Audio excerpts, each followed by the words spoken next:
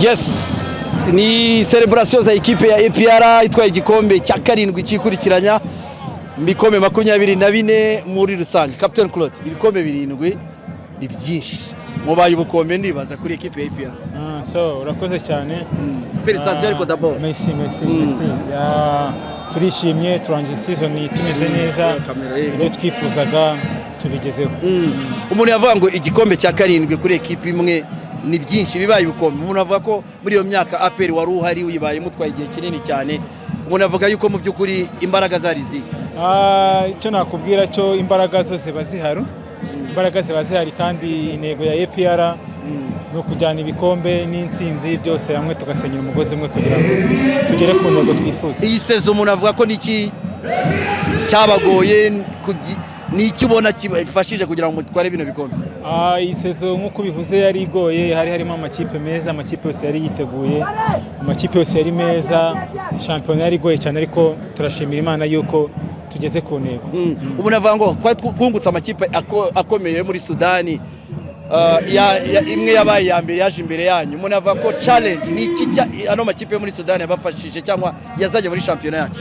Urakoze nk'uko bivuze, ni amakipe meza, ni amakipe arimo abakinnyi bafite level hejuru, ariko nabo mu Rwanda bari kuri level nziza n'abatoza babo, kandi nabo mu Rwanda batoza mu Rwanda bose bameze neza. So rero turashima Imana yuko twese twafatanyije hamwe kugira ngo bigende neza. Ntago mwayitsinze ino sezo, niki yabarushije? Nta kintu yaturushije muri football, bibaho urakina tuba twaje dushaka intsinzi, ariko finally sibigene neza n'ibyo Imana iba yateguye. Murangije mufite Meri Bitere nka Watara we wamuvuga iki kuri? Icyo navuga kuri Watara, ni umukinnyi ukora, ni umukinnyi ukunda igitego pe. Iyo yabuze igitego nagasinzira muri. So turamushimira ko yadufashije agaperforminga neza, akaba abaye umukinnyi uturutse muri APR watsinze ibitego byinshi muri shampiyona y'u Rwanda. Buri mufana wa APR aravuga ati mu Rwanda muri abami, muri Club Giant, ibikombe 7 ni byinshi, ariko intambwe yo kugera imbere muri Afrika, kugera ahandi mufana yishimira. Iki kintu ubona hakorwa iki kugira ngo APR ikirenge nonogere muri amatsinda abafana barota? Urakoze nk'uko bivuze, hano ibikombe turabijyana. Intego dufite yaba abafana yaba abatoza yena nuko kugera aho ngaho. Abenshi bavuga ko tutahagera, Imana nidushoboza tuba dushaka kuhagera, ariko iby'Imana iba yateguye n'igi kiba kitari cyagera, ariko igihe nikigera tuzajyayo. Kandi nk'uko nabivuze ubushize, n'izindi zabanje zagezeyo zatangiriye hasi. So rero ni ugupushinga kugira turebe ko byagenda neza. Togi et Dao Memer, d'abord félicitations pour le champion. Merci. Dao, félicitations. Merci beaucoup.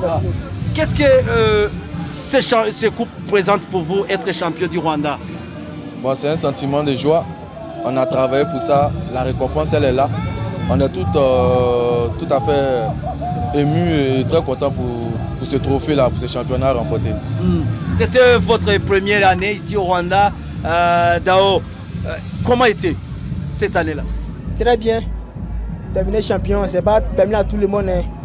Dieu a fait grâce, on est terminé champion. Donc, on peut dire merci à Dieu, merci à les supporters. Voilà. On va se concentrer comme l'année prochaine. Comment était votre adaptation? Très bien. Je suis bien adapté. Ils m'ont bien accueilli, donc je suis ému. C'était votre première année aussi ici au Rwanda. Vous avez marqué pas mal de buts. Comment avez-vous vu le championnat du Rwanda, le niveau et votre adaptation aussi? Bon, l'adaptation était plutôt bien. Le niveau, c'est pas mauvais en tant que tel. Chaque championnat a son niveau. Je pense que c'est un niveau un peu plus physique. Et ma première année dans ce championnat, j'ai beaucoup aimé en tout cas. Je me suis amusé, je n'ai pas marqué assez de buts, mais j'ai fait le minimum. Fini avec 9 buts, c'est quand même bien pour moi. Donc, remercie Dieu pour ça. APR, vous êtes champion. Il y avait aussi d'autres équipes comme l'équipe soudanaise. Quelle était leur différence, vous et l'équipe soudanaise aussi? Il n'y a pas de différence, c'est le football. C'est comme si APR aussi est champion, aussi son champion, on a joué. Au football, tout peut se passer, il y a 3 résultats. Il y a le match nul, il y a la victoire et il y a la défaite. On a fait ce qu'on pouvait, ils ont été meilleurs que nous. Donc c'est le foot. La saison prochaine, s'ils sont encore là, on va se voir sur le terrain la prochaine fois. Chaque fois, le fan d'APR rêve d'être en phase des poules des Coupes africaines comme Champions League. Comme vous êtes des joueurs, voyez-vous quelle est la chance d'être là? Bon, la chance c'est que d'abord on a terminé champion, on va célébrer, on va aller en vacances, on va revenir travailler dur. L'objectif du club c'est ça, c'est être en phase des poules. On va travailler pour ça, on va mettre tout en œuvre avec les recrutements qu'ils vont faire la saison prochaine et on verra. On va travailler. Notre objectif tout c'est être dans la poule et on travaillera pour ça. Ouais. C'est la fin du saison, vous allez partir en vacances. Toi, particulièrement Togi, vous allez tourner à Abidjan, là où c'est où vous avez passé les vacances? Avant, je vais passer les vacances en Grèce. En Grèce? Ouais. Pourquoi vous avez choisi la Grèce? Parce que c'est un beau pays, c'est un pays de repos. J'ai l'habitude d'aller là-bas souvent les vacances. Je vais passer d'abord une semaine là-bas et après rentrer en famille. Ouais. Toi aussi, tu vas retourner à Burkina Faso? Yeah. Il y a mes vacances au Burkina. Et puis, voir maintenant où le vent peut m'envoyer. Voilà. Okay. Merci beaucoup, bonnes vacances et bonnes fêtes. Merci. League National Champions hano kuri Pele Stadium. Umuyobozi w'ishyirahamwe ry'umupira w'amaguru mu Rwanda bwana Shema Fabrice akaba agiye gutanga igikombe cya shampiyona na sheke ya miliyoni 80 z'amafaranga y'u Rwanda. APR niyo ihita ihabwa kanya rero itegerejwe.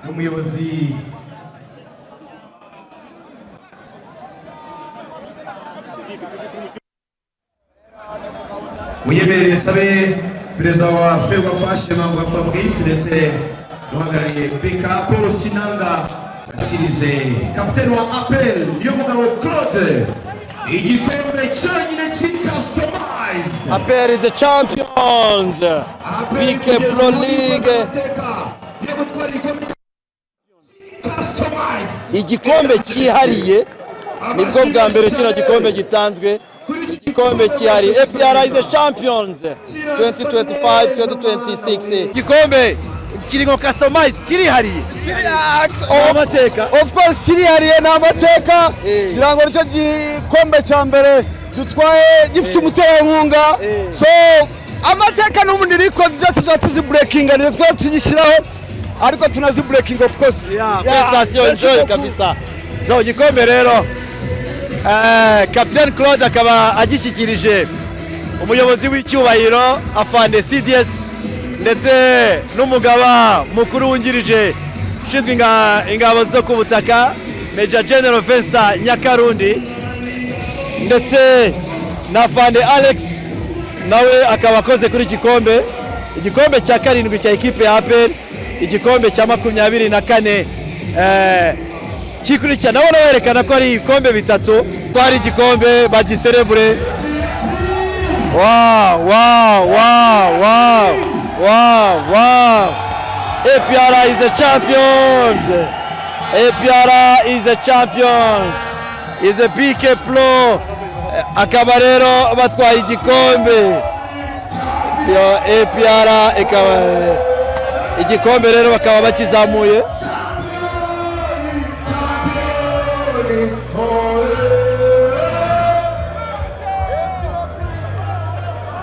Igikombe rero y'abasore b'ikipe ya APR bakaba bakizamuye igikombe cya 4 ndetse n'abana n'umuyobozi w'icyubahiro afande CDS General Mubaraka Muganga nawe akaba amanutse mu kibuga kugira ngo mu by'ukuri gishimane.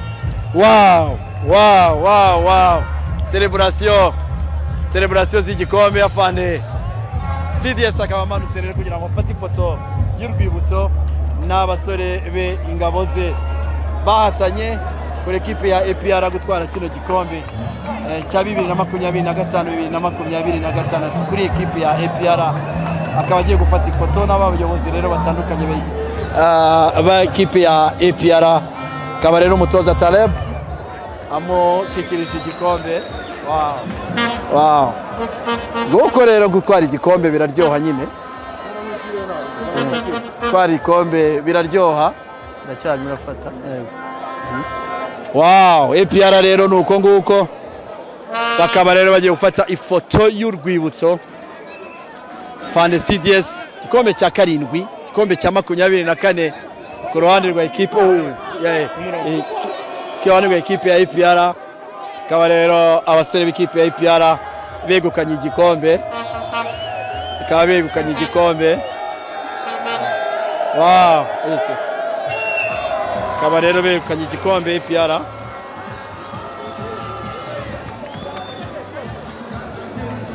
Yes.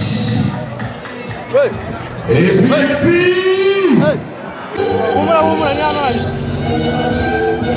Igikombe. Yes. Fane CDS akaba arimo arifotoza n'igikombe. Oh. Yes. Sorry.